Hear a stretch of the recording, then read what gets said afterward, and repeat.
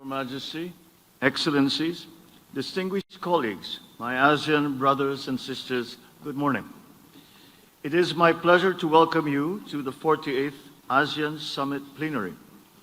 I also take the opportunity to congratulate His Excellency Prime Minister Lee Min-hoon on his election as Prime Minister of the Socialist Republic of Vietnam and warmly welcome him to the ASEAN Summit. I also wish to extend my warmest congratulations to His Excellency Sonsei Siphandone on his re-election as Prime Minister of the Lao People's Democratic Republic. And in the same spirit, let me likewise extend my warmest congratulations to His Excellency Mr. Anutin Chanvirakul on his re-election as Prime Minister of the Kingdom of Thailand. We meet at a defining moment for our region and the global community. The international geopolitical landscape continues to be marked by uncertainty and heightened geopolitical tensions, particularly by the grave situation in the Middle East.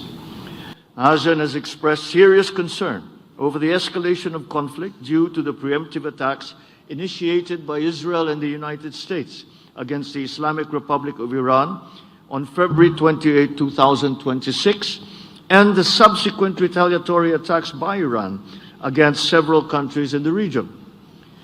These developments have disrupted maritime and air transport routes, heightened risks to merchant and non-combatant vessels and aircraft, and affected the flow of energy and essential goods.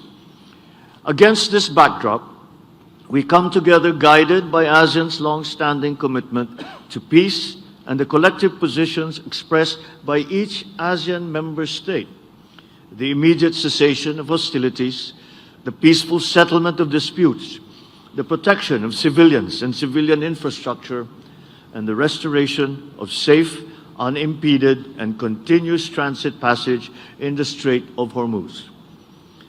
For ASEAN, these challenges are deeply felt by our people through higher living costs, supply disruptions, threatened livelihoods, economic strain, growing vulnerability, both in our homelands and amongst our nationals in the Middle East.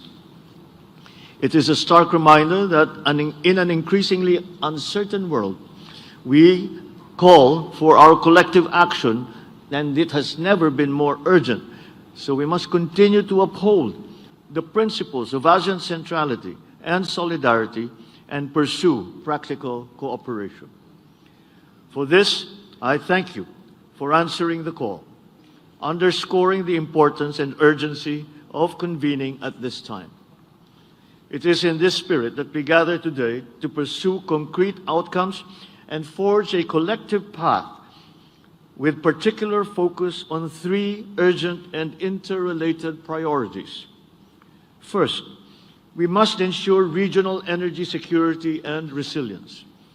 At a time of heightened volatility, ASEAN must strengthen coordination and reinforce preparedness, pursue practical collective measures to safeguard a stable energy supply and improve interconnectivity, all the while advancing alternatives and renewable energy sources to protect our economies from further shocks and to respond to the urgent challenge of climate change.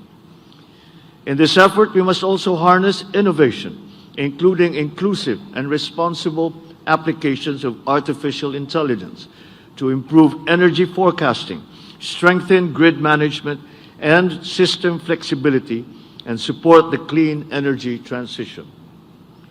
Second, we must work together to stabilize food security. Disruptions in trade and transport stemming from the closure of the Strait of Hormuz quickly affected food prices and supply, especially fertilizers, and subsequently the welfare of our peoples. Our task is to ensure that ASEAN remains responsive to strengthen and expand intra-ASEAN trade and build the capacities to safeguard and fortify our food systems across the region. Digital innovation can help us anticipate shortages, improve agricultural productivity, and support responsive decision-making so that our peoples in vulnerable situations are better protected. Third, we must uphold the safety of ASEAN nationals. In moments of crisis, ASEAN solidarity must be measured by our ability to act in concert to safeguard our peoples wherever they may be. This means strengthening early warning systems, enhancing consular coordination, and ensuring the timely delivery of assistance through the prudent use of new technologies, including exploring how AI-enabled tools may advance our priorities, anchored in human judgment and international law.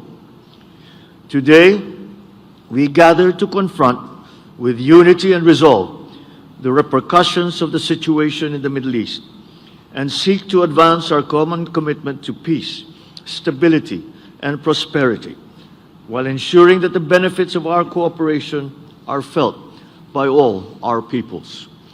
In this regard, the Philippines as chair reaffirms its strong commitment to steering ASEAN through changing and uncertain times under our chairship theme, Navigating Our Future Together.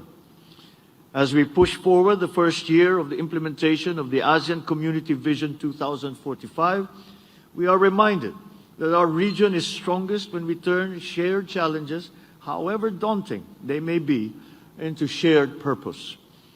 And to this end, we recognize the importance of maritime cooperation and look forward to the adoption of the ASEAN Leaders' Declaration on Maritime Cooperation, which includes the Philippines' proposal to establish an ASEAN Maritim Center, which will serve as an important platform for maritime cooperation in coordination with relevant ASEAN and ASEAN-led mechanisms. Navigating our future together is not only our chairship theme, but also the task that lies ahead of us. With this, I have the honor to declare the 48th ASEAN Summit Plenary now open. And at this point, I kindly request that our friends in the media leave the room so we may continue with our discussions. Thank you. Menemani pagi Anda dengan informasi terbaru. Satu langkah lebih dekat, satu langkah lebih mencerahkan. Saksikan Sapa Indonesia Pagi di Kompas TV, channel 11 di televisi Anda.